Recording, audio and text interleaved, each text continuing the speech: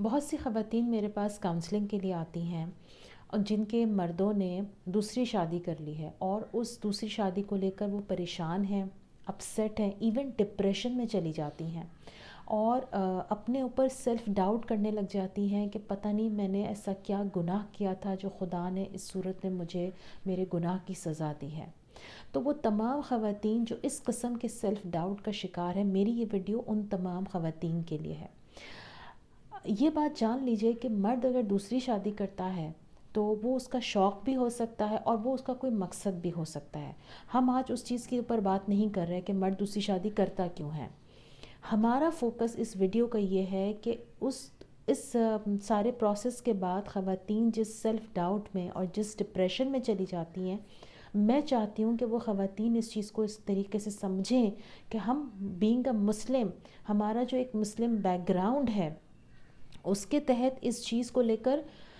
پریشان ہونا، میں اس پریشانی سے انکاری نہیں ہوں، کیونکہ یہ ایک نیچرل انسٹنکٹ ہے کہ عورت اپنے مرد کو شیئر نہیں کر سکتی۔ جیسے ایک مرد اپنی عورت کو شیئر نہیں کر سکتا، لیکن عورت بھی شیئر نہیں کر سکتی۔ لیکن اللہ تعالیٰ نے اگر ایک قانون بنایا ہے تو اس قانون کے پیچھے کوئی نہ کوئی مصلحت ہے، کوئی نہ کوئی حکمت ہے۔ ہم سب پر ایک ہندو معاشرے کی چھاپ ہے، وہاں پر یہ تصور کیا جاتا تھا کہ اگر ایک عورت کے اوپر کوئی دوسری عورت آ گئی ہے، اول تو آ نہیں سکتی، لیکن اگر آ گئی ہے تو اس کا مطلب ہے یہ اس عورت کے لیے سزا ہے۔ آپ ایک مسلمان عورت ہیں، آپ کو پتہ ہے کہ اللہ کے نبی صلی اللہ علیہ وسلم کی بھی ازواج تھیں، انہوں نے خدا نخواستہ نعوذ باللہ وہ شادیاں کسی کو سزا دینے کے لیے نہیں کی تھیں، وہ شادیاں کسی نہ کسی مقصد کے تحت کی گئی تھیں۔ صحابہ کرام کی لائف کو بھی دیکھ لیجئے، ان کی بھی 3 4 ازواج ہوا کرتی تھیں۔ کیوں کرتے تھے وہ یہ شادیاں؟ اس کے پیچھے ایک مقصد تھا۔ جنگوں کے بعد جو عورتیں بیوہ ہو جایا کرتی تھیں یا وہ خواتین جو کہ مطلقہ تھیں، وہ بے سہارا نہ رہیں، وہ بے آسرا نہ رہیں، ان کی فائنینشیل سپورٹ، ان کی ایموشنل سپورٹ، ان کے فزیکل سپورٹ کے لیے یا ان کے بچوں کو باپ کا سایہ دینے کے لیے وہ صحابہ کرام ان خواتین کو اپنی زوج میں لیا کرتے تھے۔ یہ ان لوگوں کے مقاصد ہوا کرتے تھے۔ آج کے دور میں بھی اگر کوئی مرد اس طرح سے، اول تو آج کے دور میں لوگ مقصد کے تحت نہیں کرتے شادیاں، آج کے دور میں مرد حضرات شوق کے تحت دوسری شادی کرتے ہیں۔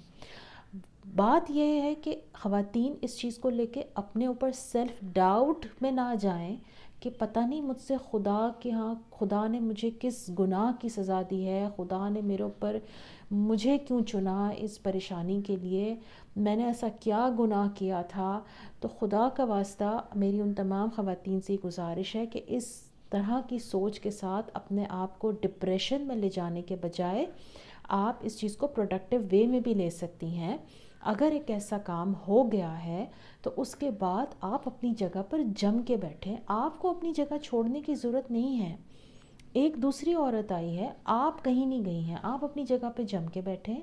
آپ اپنے ریلیشن شپ کو سٹرونگ کریں، آپ ایک وہ کوالٹیز ڈیولپ کریں جس سے ایک مرد کو آپ کی طرف رغبت محسوس ہو، نہ کہ آپ اس چیز کو پریشان ہو جائیں، کرٹیسائز کریں اپنے مرد کو اور اس کو لے کر پھر وہ کہے گا میں ادھر جاتا ہوں تو بھی مشکل ہے، ادھر جاتا ہوں تو بھی مشکل ہے۔ تو وہ تو اس کے اوپر ہے نا،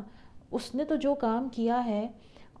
وہ تو ایک طرح سے کٹہرے میں کھڑا ہے، کیونکہ اس کو خدا کیا بھی جواب دینا ہے کہ تم نے دونوں بیویوں کے درمیان انصاف کتنا کیا تھا۔ اگر وہ انصاف نہیں کر پا رہا تو اس کا جواب دہ وہ ہے، آپ نہیں ہیں۔ تو اپنے آپ کو اس کٹہرے میں کھڑا کرنے کے بجائے آپ اپنے ریلیشن شپ کو بہتر کیجئے، سٹرونگ کیجئے اور اپنی جگہ پر جم کے بیٹھیے۔